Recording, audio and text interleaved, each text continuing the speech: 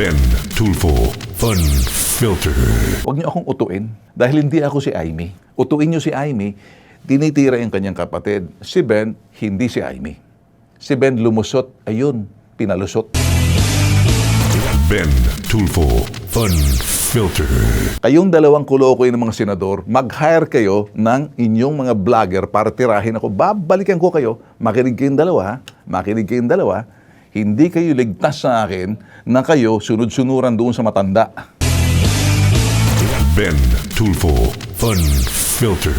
Huwag niyo akong ihanay sa kulay ng berde, Duterte, sa kulay ng pula, Marcos, sa kulay ng mga dilaw or pink, kung sino man sila. Or sa anumang kulay. Nakikita niyo nakaputi po ako. So, black and white. Iyon lang pong alam kong kulay. Ben Tulfo Fun Filter. Alam mo ikaw, Risa, kinig ka. Kaibigan ka ni kung sino dun sa dalawang kolokoy na kengkoy na kapilido ko. Hindi ka ubra sa akin. Hindi ko makalimutan yung ginawa mo sa akin nung pinatawag ninyo ako ni Trilileng at si Gordon at saka ikaw. Pinagtulungan niyo ako din sa DOT hearing. Nakita kong estilo mo, napakababaw. Habang ini-interpellate, iimbestiga mo, sinasagot kita, pinuputol niyo ako. Kayong dalawa ng Trillanes at saka yung si Gordon. Nasabi yung Gordon, yung sabi ni Duterte, iutot mo lang yung malaking tiyan. Say what? Sabi ni Duterte, iutot mo lang yung malaking tiyan. Ben Tulfo Fun Filter. Sa panahon ngayon, mga boss, napakahirap maging tama. Kung ang nasa paligid mo ay puro mali, tumingin po kayo sa bansa po natin ngayon. Sila sa Senado, hindi nila alam kung sino tama, kung sino mali. Ano pong panukat kung ano yung ibig sabihin ng tama? Ako, dediretso po ako. Pasintabi lang po kung ikay dilaw, or pink, or ikaw berde, o ikaw pula, o ano pang kulay mo na yung pong mga tatlong mga sinasabing partido. Kung titingnan po natin, marami po nagsasabi, wala, ang labanan lang dito, berde at pula. Na mali. Berde, pula, at yung sinasabing pink or dilaw, tatlo pa rin yan. Kaya ang mga tao, hindi mo malalaman, baka akala po natin dito. Sino po ang tama? At anong ibig sabihin ng tama sa kanila? It's so hard to be right when everybody around you is wrong. So, napakahirap. Sino po ang magiging panukat ng kung ano yung tama? O ngayon, titingnan po natin. Kahapon, marami po na perwisyo, marami pong natigil yung, kumbaga, negosyo ng mga maliliit, o meron pong kayo, malayong pamamahayag pong pagtitipon-tipon po ng, ito huy, nakita na rin, INC kahapon. Hindi lang naman daw INC, kundi pati daw yung sumama roon. Ano po nangyari doon? Ayan po ay pagpoprotesta at sinasabi po nila na may inhustisya or mali dahil may pinoprotektahan, yun po salitang medyo, itong bagay na to, meron po silang sinasabi na may nakikita po sila sa mata po nila, sa pananaw po nila. O ngayon, sabihin natin gita, ano po ba ang panukat ng tama? So anong pagbabasihan po natin? Sino ang magpapatupad ng tama? Kung yung pagpapatupad ng tama na kung meron tayong constitution, meron tayong mga batas, where countries of law, na kung ang batas hindi natin sinusunod, ang nagpapatupad ng batas, hindi epektibo. Ganun bang ibig sabihin? Kaya may rally, magulo yan. Paano naman ang sagot ng isa? Hayaan mo sila. Sabi naman ng nasa palasyo, hayaan natin sila. Magkaroon sila ng sinasabing pagtipon-tipon. Hayaan natin sila. Magkaroon sila ng freedom to express, but we don't believe in what they do. So, ano ngayon? Ibig sabihin, okay, kahit na anong sasabihin nyo yan, karapatan nyo yan, pero tingin nila, mali pa rin yan sa inyo. Ang sinasabi naman nagtitipon-tipon kahapon, nandito kami para ipakita may inhustisya, hindi tama yung mga nangyayari.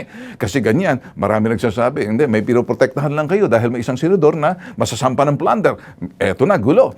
Tapos may nagsasabi, teka muna, bakit sila lang ba ang dapat mag-uusap pagdating sa mga tama ang nagaganap sa bansa po natin? Merong iba naman, teka muna, hindi naman kami kasama dyan sa dilaw, sa berde or mga Duterte o Marcos.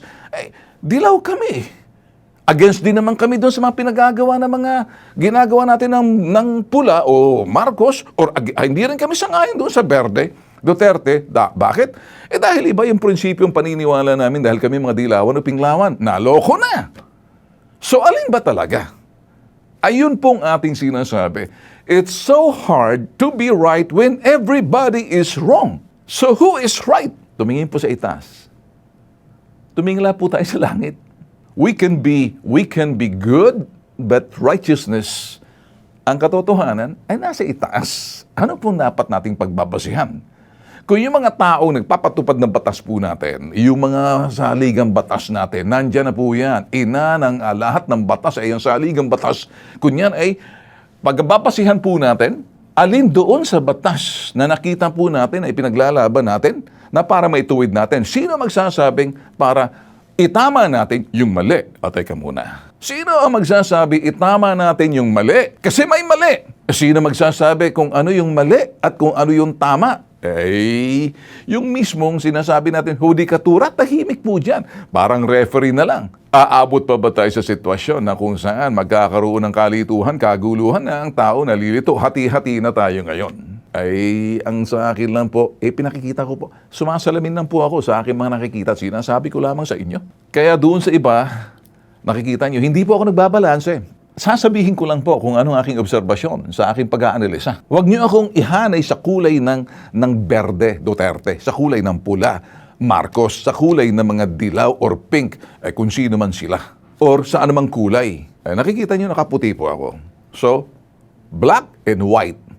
Iyon lang pong alam kong kulay. Kaya huwag niyo po akong ihanay sa berde, Duterte, sa pula, Marcos, sa dilaw o pink, mga sila, tanong mo ka na Kiko Pangilinan. So, iba po. Black per white. Yan lang ang kulay ko. There can only be one. So, sa daming kulay, you cannot put colors on the truth. Isa lang ang kulay ng katotohanan. At isa lang ang kulay ng tama. At sa katotohanan. Mga boss, hindi po ako rito ng pagiging parang pilosopo. But if you have to read my lips, you will understand what I'm saying. Let's use reasons, let's use rationality muna as the benchmark. Reason and logic. Huwag po natin ipairang yung emosyon. Yung emosyon na magagalit tayo, pasisiklabin yung ating damdamin para nagkalituhan. Pag ikay nalilito, siguro pinakamaganda, kung ikay spiritual, magdasal ka muna para bigyan ka ng linaw, para kumalma ka. Sa panahon ngayon, ang daming mga parang diarrhea ang bibig eh. Mabilis agad eh. So, simple lang po ang aking sasabihin. So, at least nakita niyo na po. Nagsasalita po ako rito. Wala pong filter yung aking sinasabi. Diretso po ako. Well, unfiltered yung mga sinasabi ni Ben, ni Bitag, walang apelyido. Kasi pag nilagyan ng apelyido, eto na naman, pupukpukin niyo naman ako eh. Pagkasalanan ng kapatid, hindi pwedeng ipataw. Hindi rin po tama sasabihin niyo, once a Tulfo is always a Tulfo. LOL! Pag sabihin ko, once a Duterte is always a Duterte, lul din. Once a Marcos is always a Marcos, lul. Once a Aquino is always a Aquino. Teka muna. Yung ganong klaseng pananaw, wag na nating sabihin yan. Kasi pag nangyari po sa inyo yan, kaya ako po, hindi po ako nagpapatay ng comment section po namin sa Bitag dahil wala po kaming ginagawang katarantaduhan. Nagtutulong lang po kami kung hindi nyo kayang pasukin yung sinasabing comment section ng dalawang senador na Rafi at Erwin na pangalan, hindi ko mabanggit yung apelyido, ako kasi si Bitag. Huwag nyo akong ihanay doon. Kung puputaktihin nyo sila lang. Politika kasi yan eh. Ngayon, nagsisisi na ako. Ba't pa ako nagpumasok sa excursion nung eleksyon ng senador? Ang gulo-gulo, hindi ho ba? Ben Tulfo Fun Filter. Sa tuwing may mga bagay na nangyayaring sakuna o trahedya sa bansa po natin, sakuna, trahedya, desgrasya, na kung saan meron laging mga nagsasalita agad, mapapansin, laging meron sila nakikita. Pag may nakita sila, kunyari, kabahagi sila sa solusyon, pero wag ka. Tulad lamang na ginagawa nitong si Rizal Ontiveros, mag-hold daw siya ng public hearing. Come on, give me a break. Bistado ka na. Bistado na kita. Kay pa lang. Alam ko naman tatakbo kang pag-presidente, kaya lahat-lahat na lang ata. Last term muna, mga last termer dyan, kumusta ba? Sige, gumawa kayo ng issue. Papogi kayo to the max. Pantayin niyo po mga boss, ha?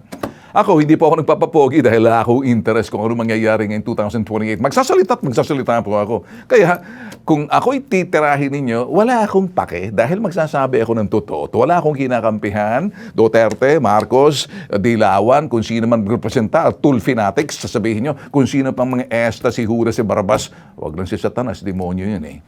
Simple lang po aking sasabihin sa inyo. Dediretso na po ako, no? Ako, wala po akong preno ngayon magsasabi dahil wala naman akong interest, hindi naman ako tumitingin ng 2028 eh. Yes, sir? Magulo, hindi ba? Ako magsasalita ngayon. Simple lang. Bakit ba, sa bagay, trabaho talaga ng Senado in aid of legislation. Si Risa Hontiveros, naghihiring daw ata sila ngayon sa school shooting in sa Tacloban. Alam mo ikaw, Risa, kinig ka. Kaibigan ka ni kung sino dun sa dalawang kolokoy na kengkoy na mga kapilido ko, hindi ka ubra sa akin. Hindi ko makalimutan yung ginawa mo sa akin nung pinatawag ninyo ako ni Trilileng at si Gordon at saka ikaw. Pinagtulungan nyo ako din sa DOT hearing. Nakita kong estilo mo, napakababaw. Habang ini-interpellate, imbestiga mo, sinasagot kita, pinuputol nyo ako. Kayong dalawa ng Trillanes at saka yung si Gordon. Nasaan ba yung Gordon? Sabi ni Duterte, iutot mo lang yung malaking tiyan. Say what? Sabi ni Duterte, iutot mo lang yung malaking tiyan. Yung bumabuelta ako sa inyo. Kabisado kong estilo mo, Hontiveros. Last term ka na eh. Dream on kung ikaw tatakbong pagka-presidente. Everybody, wala namang masama, managinip. Then dream big. The question really is, eto na naman, are you really sure that you're doing this not for a political stunt? Baka naman nagpapapogi, nagpapaepal ka. Baka naman. Kasi kung magkakaroon kayo ng hearing dun sa Tacloban na yan, for what purposes? Are we here to revisit the law ni Kiko Pangilinan, Senator Kiko Pangilinan, yung juvenile law? Yung ba yun? Bibisitahin nyo. Now you have to take a look at his eye to eye, eyeball to eyeball kay ni Pangilinan, kausapin mo, may kunang problema tayo. I-revisit yung juvenile law. Ano bang kulang? Bago pa naman yan ng araw, nito panahon that time, I remember na nagkaroon kami ng, this was discussion, and part of that, discuss namin back when sa kabilang stasyon pa ako, has something to do with juvenile law. Determine kung may discernment yung tao, yung bata, paano siya ipoprosecute? Sa ibang bansa, mababa pa nga, 12 years old pa nga lang. Sa atin dito, marami tayong sinasabi, nasa batas po natin. Sige, kung titingnan po natin, para malaman ninyo, marami po, sa umpisa pa lang, the day after, last week, nagsalita na po kami rito sa Bitag Live. Abong sinabi po natin, yung mga bata na yon, they have their own little bit of discernment, whether lack of discernment, or they have the discernment and their stage na ginawa po nila, nangyari, na isa katuparan yung kalamaitin na plano. Bumalik po sila sa eskwelahan because they have something, a right that they can do, and they did. And what happened? Nangyari. Na-consummate po yung krimen sa utak po ng mga bata. Now, I'm only talking in that. Now, that's discernment. How do you validate that? Saan mo dadalhin ngayong bata? Ibibigay mo sa social services. And then, kailan to? Will he be processed as an adult? Iba po yung mga sinasabi. Ako, nanawa na po akong tumingin sa sitwasyon ngayon. Kaya nagpo-focus na po ang bitag sa ibaba na hindi po napapansin. Yung pinapansin po namin. Napakadali po ngayon na magsalita, napakadali ngayon magkomentaryo. Ang dami pong magagaling na mga sinasabi natin, mga komentaryo sa TikTok, kahit na sino, mali-mali na mga pinagsasabi, kung minsan basura. Everybody's entitled to his hogwash opinion. At the end of the day, itong juvenile law na to, in focus ngayon si Senator Kiko Pangilinan. That's your law. Noon pa, kini-question na namin yan. Ako naman, I would like to be very decent dito. It's about time i-revisit yan. What are you gonna do with that? Ngayon, nagising kayo. Tapandaan nyo, boss, sa tuwing may sakuna, may baha, may bagyo, may lindol, laging may sinisisi, laging may e-epal, laging may e-entra, laging isisingit ang kalang mga sarili na para bang may recall, para sabihin relevant pa rin sila. Sa bagay, ganun talaga ang trabaho ng mga politika, hindi ho ba? Kaya ako minsan parang pag sinabing, Ben, join the 2028, ibigay mo na sa iba. Bakit? Baka akala ninyo, kaya ako nagsasalita rito. This time, I'm free to say, kahit nakadugo pa kita, kahit na kung sino ka pa, tamaan kung sino tamaan, because my job is to speak. Here, advocate po ako ngayon eh. Consider me an advocate. May pinaglalaban po ako. I'm not talking as a journalist here. I'm using this program. My show is still as a badge of a host, broadcaster. Am I a journalist? No. Yeah, I search the truth and tell the truth and present the truth.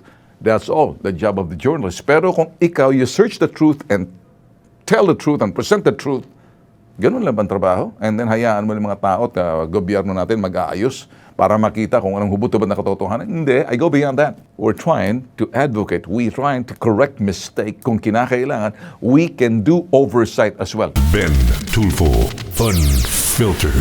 So, doon sa ibang nagagalit sa akin, magalit na kayo. Pakialam ko. Tapos, no to Tulfo to tuta. Bakit ba? Kung tatakbo man ako, bitag, hindi Tulfo. Pero sa circle. Pero kung tatakbo ko sa eleksyon sa politika, Mariosep na. Ay, nako. Maraming tatamaan sa akin, pero ayoko. Gusto ko pa rin kayo maging kaibigan kasi marami ako mga politikong kaibigan. Yung nga lang, kung minsan, kung ikaw ay nagbabago, nagbabago ang katauhan mo, nagbabago ang prinsipyo mo, nalulubog ka dun sa putik ng lintek na kumunoy na politikang kasinungalingan, kaepalan, tradisyonal, kakurakutan, manloloko at abusado, pabaya, malilintikan ka sa bitag. So, inuulit ko. Kung ikay politiko at ikay nandun sa hanay na sinabi ko, sapul ka rin sa akin. Walang kaibigan, walang kadugo, walang kapatid. Trabaho ko lang. Doon sa gawain lang. Ben Tulfo Fun Filter. Oh, meron na tayong parang Amy Marcos, si Ben sa Tulfo. LOL! Ang layo naman. Excuse me naman. Mukha ba ako noon? Hindi. Bakit? Ako, naintindihan ko yung hangganan. Alam ko kung kailan ako magsasalita at hindi ko gagamitin para siraan ang sino man, kahit kadugo ko. Pag nasa tama, ipagtatanggol natin ang tama. Pag mali, mali! Walang apelyido. Yung tapang ni Bitag, totoo, hindi hiram. At hindi ako asta. Kasi pag sinabi kong Tulfo, magagalit yung matanda eh. Sino matanda? Si Ramon. Ben Tulfo Fun Filter. Na siya yung entitled sa pagiging Tulfo. Kaya hindi ko dinadala si Bitag. Masyadong masikip na. Di ba? O ngayon, hindi hiram na tapang. Yumao yung tatay namin. Yun ang idol ko. Yung hindi hiram na tapang. Talagang matapang ako. Bet nyo? Sabi nga ng matandang Tulfo, duwag yun eh. Nervyoso yan. Na black ayang ka nga eh. Ben Tulfo Fun Filter. Huwag na tayo maglokohan. O, yung dalawa na yung kulokoy dyan, sige, kayong dalawang kulokoy ng mga senador, mag-hire kayo ng inyong mga vlogger para tirahin ako. Babalikan ko kayo. Makinig kayong dalawa, ha? Makinig kayong dalawa. Hindi kayo ligtas sa akin na kayo sunod-sunuran doon sa matanda. Babalikan ko kayo. Makinig kayong dalawa, ha? Makinig kayong dalawa. Hindi kayo ligtas sa akin na kayo sunod-sunuran doon sa matanda. Ibahin niyo ako, si Bitag ako. Nagsalita na ako. Hindi ako nagdeklara ng giyera, nagsasabi lamang ako ng katotohanan. Totoo, meron kaming mga sigalot, pero alam mo sa bawat pamilya may sigalot eh. Pagdating sa prinsipyo, paninindigan, ideolohiya, pananampalataya, magkaiba. Iisang dugo dumadaloy sa ugat namin, iisang magulang, pero iba ang prinsipyo. Iba ang ideolohiya. Iba, pero hindi ko isa sa publiko ay yung mga bagay na mga dapat na nanatili sa pamilya, yung mali lamang. Kaya doon sa mga iba dyan na parang natutuwa kayo pag binabanatan ko o nagsasalita ko kontra doon sa aking mga kaapelyido, huwag niyo akong utuin. Dahil hindi ako si Amy. Utuin niyo si Amy, tinitira yung kanyang kapatid. Si Ben, hindi si Amy. Si Ben lumusot, ayun, pinalusot. This is Bitag Live. Ben Tulfo Fun Filter.